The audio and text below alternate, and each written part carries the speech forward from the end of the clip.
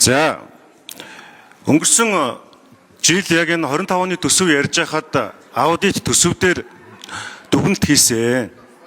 За ингэхдээ үндэсний аюулгүй байдлын үзэл баримтлал төсөв нийцж байгаа талаар дүгнэлт хийсэн хэсэгтээ ерөнхийдөө агуулгын хувьд нийцж байна гэдэг дүгнэлт хийгээд яг наривчилсан дүгнэлт хийгээгүй.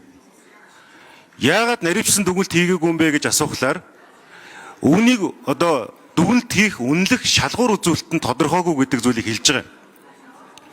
Магнаас өрн дарга. Тэгэхээр гол асуудал юу вэ гэхээр бид нар ингээд төсөв гингүүд хоёр тишээ туушраад байгаа. Нэг талдаа бол ингээд эдийн засгийн хэлхийн хувьд бол төсөв ийм байх ёстой гэдэг загвар гаргаж ирэнгүүт нөгөө талд нь хэмнэх ёстой гэдэг ийм хоёр туушрлалын дунд яваад за ингээд ерөнхийлөгч хориг тавиад хоригийн ард дээр хөрөнгө оруулалтын төсвийг 20% хасцсан. Ингээд хасчингууд ч нөгөө эрүүл мэндийн салбар, боловсролын салбар гээд нийгэмд нөгөө хүртээмжит байдлыг бий болгодог салбарууд маань бас ингээд хасагдчихж байгаа. Тэгэхээр энд хаана мэрэгүү ухаан гаргамаар байна гэхээр аудит төсөв дээр дүгнэлт гаргахтаа яг энэ үндэсний аюулгүй байдлын үзэл баримтлалын тэр 6 тулгуурд нийцж байгаа талаар маш нарийн дүгнэлт гаргах юм бол бид ямар төсвөө өргөдөхин, ямар төсвөө танахын гэдэг энэ одоо улс орны хувьд маш чухал зүйлийг бид нар хийх боломжтой болж байгаа. Тийм учраас та бол одоо олонхын дэмжлэг аваад өнөөдөр ингээд аудитор сонгогдлоо гэхэд энийг ажил хэрэг болгомоор байгаа маа. Одоо энэ шалгуур үзүүлэлт тодорхойгүй байгаад байгаа зүйл дээр та санаачлаг гаргаад араас нь хөөцөлдөөд энэ төрийн ажил. Гэхдээ хувь хүний манлайлал, итгэл үнэмшил шууд холбоотой юм аа. Тийм учраас Магнаас өрн дарга та энэ дээр бол онцгой анхаарад энэ жилийн намрын төсөв хэлцгээс өмнө энэ асуудлуудыг зохицуулалтын хувьд маш тодорхой болох ёстой. Үндэсний аюулгүй байдлын зөвлөлөөс жишээлбэл тэр гаргана гэсэн журам байгаа. Тэгвэл яг эндээс энэ рүүгээ чиглэсэн ажил хийгээд 27 оны төсөв хэлцэхэд үүнийг аудитын байгууллага хяналт хийхдээ үндэсний аюулгүй байдлын үзэл баримтлалд нарийн хянаж байгаа одоо нийцүүлж байгаа талаар нь та дүгнэлт гаргах чадвартай байх ёстой. Нэг хоёрдугаар энэ дээр холбогдох их хурлын байнгын хороонуудтайгаа хамтарч ажиллах нь зөвөө гэж үзэж байгаа. За эндээс үүдээд нэг л зүйлийг асууя. Улсын их хурл гэдэг бол онцгой бүрэн эрхтэй бөгөөд энэ бүрэн эрх нь ард түмэнд хадгалагдаж ард түмний төлөөлөл байдаг.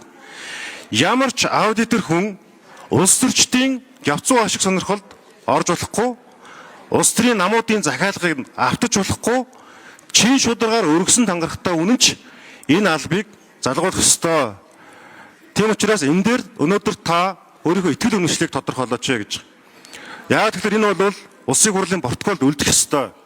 Магнаас өрн гэдэг хүн энэ албыг хийснээрээ ямар итгэл үнэмшилтэй, ямар зорилготой төрийн одоо үйл ажиллагааг тасалдалгүйгээр залгамж холбоотойгоор урт хугацаанд яаж хийх вэ гэдэг итгэл үнэмшлээ та энэ микрофон дээр үлдээгч гэж. Тэгээд түрүүний захиж хэлэх зүйл бол тэр үндэсний аюулгүй байдлын үзэл баримтлал төсвийг нийцүүлэх дээр маш нарийн зохицуултууд хэрэгтэй байгаа. Энэ дээр та бас манлайлж хариуцлагатай ажиллаарай гэж хүсье. За энэ асуултанд хариулт авъя. За ажлын хэсгийн 9-р микрофон. Нэр дэвшигч Магнаас өрн хариулт өгье. За улсын хурлын гишүүдийн өглөөний ам болонг айлтгая. Их хурлын гишүүн Эрдэнэ улд гишүүний асуултанд хариулъя.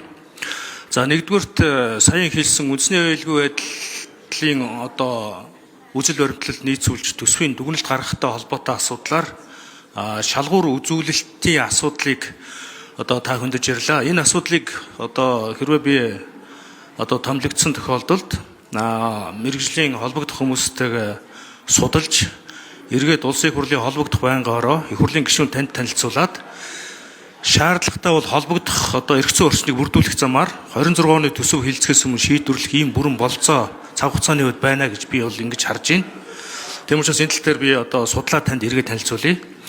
За хоёрдугаарт нь үндэсний аудитын газар гэдэг бол одоо улс орны төсөв хөрөнгө за гадны зээл тусламжаар хэрэгжиж байгаа төсөл хөтөлбөрүүд болоод бүхий л одоо санхүү төсвийн үр ашигтай захиран зарцуулалтыг одоо аривч хамгач байдлаар зарцуулж байгаа эсэх байдал болон хууль тогтоомжийг хэрхэн хэрэгжүүлж байгаа байдалд одоо хяналт тавьдаг ийм үндэсний аюулгүй байдлын бас нүдчих болсон ийм гол байгууллага гэж ингэж ойлгодог.